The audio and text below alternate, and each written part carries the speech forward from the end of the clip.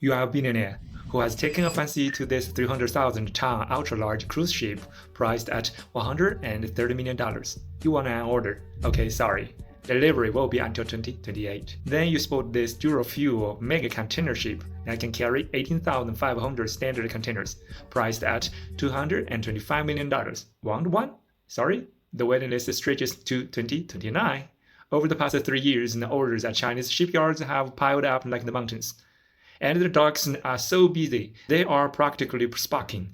But they can't finish them. Simply can't. Large shipyards are universally booked solid for the next 4 years. If you order now, production might not even start for 3 years. The wait list is even crazier than Xiaomi's car delivery times. For Xiaomi YU7, you only need to wait for 1 year.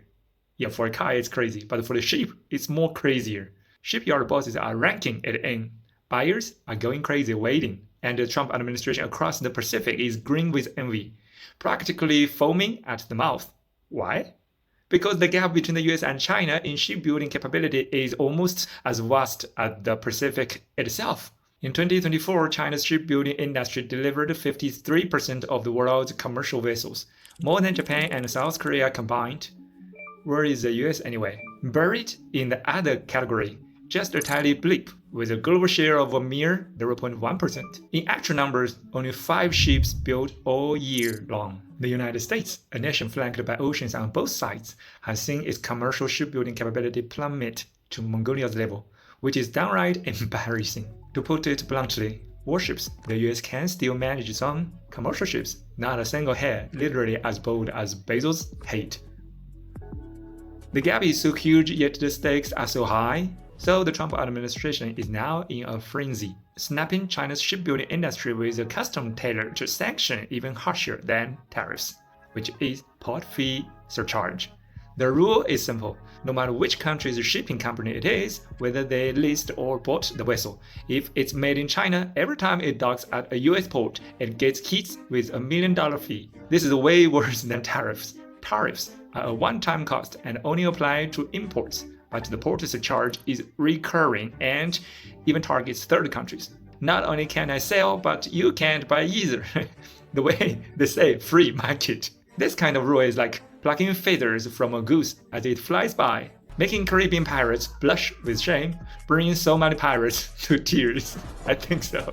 It also shows how desperate the US government is to bring shipbuilding back home. Of course, this absurd move has sparked a collective boycott from the shipping industry. But the US Trade Representative's office is digging in its heels. Even after hearings and revised proposals, this fee is absolutely happening. But how did America's shipbuilding industry disappear? That's a big question. The US was once the undisputed king of shipbuilding, especially during World War II, dumpling-making frenzy. The Navy went on a spree, at one point holding over 90% of global capacity, averaged 39 days per ship, churning out 2,700 plus during the war, an industrial miracle.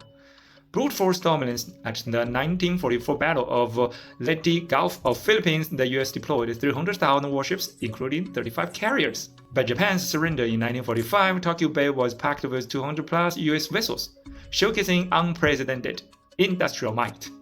Yet, within just 5 or 6 years after the war, America's shipbuilding share totally collapsed.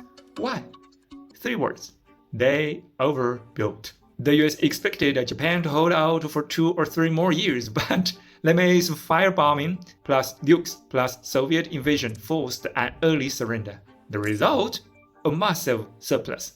By August 1945, the US Navy had 6,768 active ships, nearly 100 carriers, plus 5,777 commercial and auxiliary ships, totaling 12,000 plus vessels. What did they do? Some were mothballed. The rest were sold dirt cheap, or even given away. Can you imagine that? So the consequences end up, buyers were swimming in the ships, so new orders created. Shipyards shut down or switched to other industries. Decades later, America realized its mistake. They should have scrapped or stored the excess, forced buyers to keep ordering, and restructured the industry, mergers, closures, etc. But alas, the US had no equivalent of the China's NDRC, which is National Development and Reform Committee. No one thought of it.